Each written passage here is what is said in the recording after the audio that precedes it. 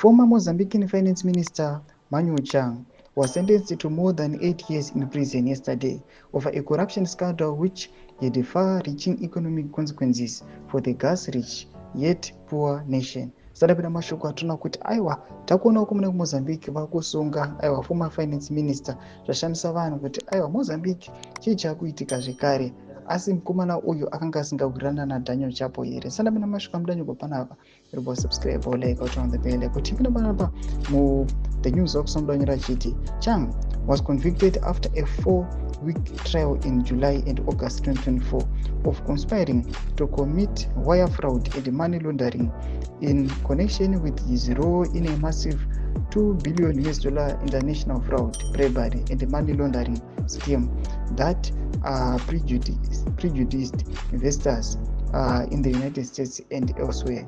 He was arraigned in December 2018 in South Africa, pursuant to a provisional arrest warrant issued at the request of the US and extradited to the Eastern District of New York in July 2023.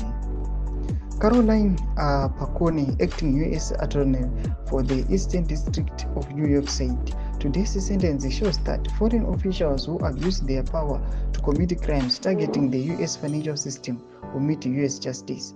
My office will continue to pursue those who violate our laws and harm U.S. investors regardless of their power, position, or title.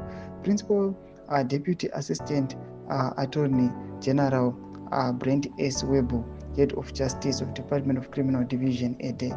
Tomashoko anobuda panapa atikona kuti aiwa vakomana toona kuti vakomana the former finance minister kusangana aiwa this sentence aiwa more than 8 years zvatoona kuti aiwa kuviolata vatamba aiwa vatambira kunonyudza zvatoona kuti vapinda munguva yakaoma. Tudze mafungiro enyu mutikuli pamusoro pechitiko ichi mune comment section medu.